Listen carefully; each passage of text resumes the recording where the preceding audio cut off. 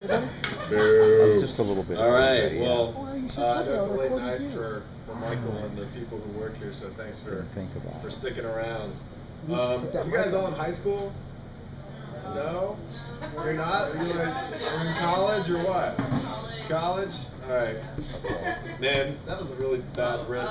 Actually, we're now open Thursdays till 10 o'clock, so it's not even late for us yet. That's right. All right. So no thanks to you guys.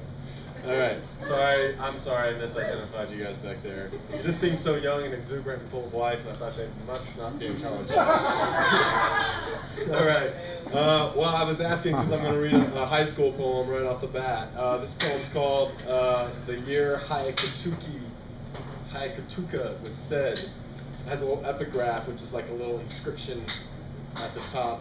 Comet Hayakatuka, formerly designated C 1996 B2, so this is a little bit of math in here, was discovered on January 31, 1996.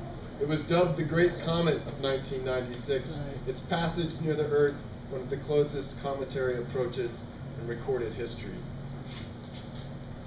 The year Hayakatuka was said to strike the Earth, I was in love with Lauren Orr. The girl I watched cross court at the homecoming game, her school, our rival, and who I believed watched me despite the close contest. A foul, a free throw, a buzzer beater, Lauren, a dancer, with short, even blonde hair, and who wore that night a blue floral print blouse I still like to imagine she slept in, thinking of me as the delicately stenciled violets branched up from her sleep, their heart-shaped foliage spreading wild, Venus unfolding from the crests of curtains like waves with the wind through the windows of her small white bedroom and her small white house with its sloped green roof and cool yellow glow. I first heard of Hayakatuka a week later as I walked the wide hardwood hallways between German and trigonometry, mouthing the words, Ich liebe dich, I love you, ich liebe dich, in love with a girl for the first time, and suddenly rumor of that halo-winged coma of white-hot gas, its core a pupil widening on our horizon, streaking in on its fuzzed spectrum of light, an eyebrow, angry iridium methane eye of ice that swung by for so long on its elliptical through the solar system as we evolved on our pock-faced cradle. I wanted to run, make something of that orbit I wore in the brick red track of recycled tractor trailer tires. 50 seconds per loop, 4.25 minutes per mile, track meet after track meet, my name pressed in thin columns of print on the last of the sports pages on Sundays, her school named after the man who wrote Letter from a Birmingham jail, 3 miles uphill past barrel fires and men circled around them, the bits of glass I picked from the soles of my Nikes, turning my fingers red before I turned back in a sprint downhill, calves saddled to my legs, and I riding them wherever they would take me. Since I've not known such heat, have not been pressed beneath such extinguishing fire, landlocked by hall monitors, college application pending, conjugating German modals, ich liebe, du liebst, sie es liebt, in one mind, and in the other, the mountain I often dreamed of. A perfect green isosceles, blue veins of rivulets swiveling down to the foothills, wood smoke and wisps from the stovepipes of a few cottages, a steeple in the shadow of a tree, half ablaze in the night, and above it all, Hayakatuka drawing a bead, its bright white iris widening to the polished skull of a ghost hair returned for blood. Legs tapered down to a brilliant blue tail, and Lauren and I atop that apogee, as the seas boil over and the earth's core retracts, great steamed jetties blasting solarward from the evaporated poles, the rippling coronas beautiful of wonder, our bodies spiraling upward, limbs ripped loose from torsos, light of ourselves, flash, flash, flash, vaporized, slung one into the other, great plumes of smoke rising, the American elms that lined my street bursting into bright red asters, moon dragging slowly out of orbit, its wobbly machinery let loose as it drops towards the bleary square of orange light that shone from the basement window of her house on Mulberry Street.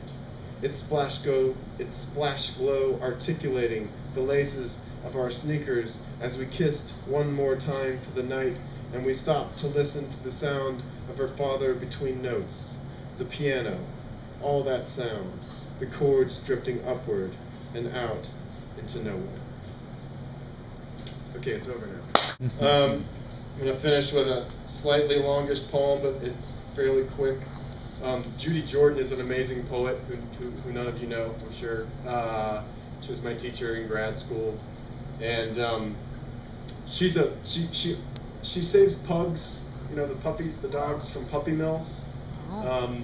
Apparently, if you buy a dog at a pet store, you're probably getting it from a terrible place where they breed lots of dogs in this really inhumane way, and she saves them.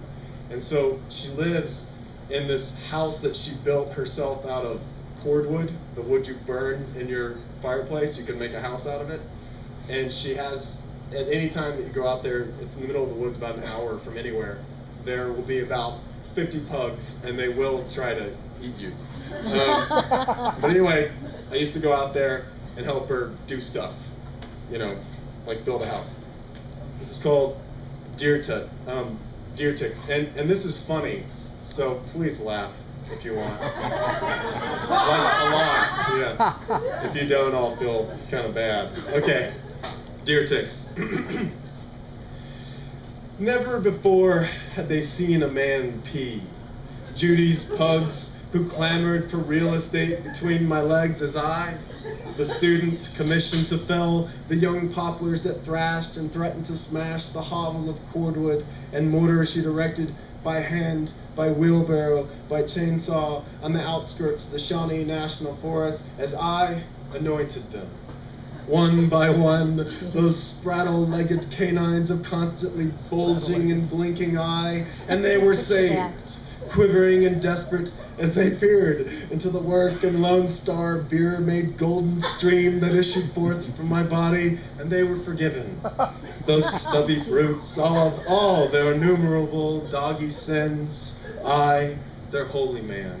I, their St. Francis of Assisi, perhaps, or some other sort of lowercase god lording o'er his flock, as I zipped up my work jeans with a grunt of satisfaction and returned to the fire circle where, now saintly, now nimbused, now holy, I helped pick ticks from the blood-lovely flesh of the haunches, of the inner ear, of the tear duct, of the eye, and flicked them, one by one, into a pail of rainwater, where they were to drown, as I explained in my half-lit lilt to Judy that her pugs were forgiven, that her countless canis familiaris had finally found salvation, which is how we came to be speaking of Samson, who Judy believed must be damned despite his brief endowment with the hands of God, which is how I came to declare my own belief that it's every man's God-given right to take his own life, which is how Judy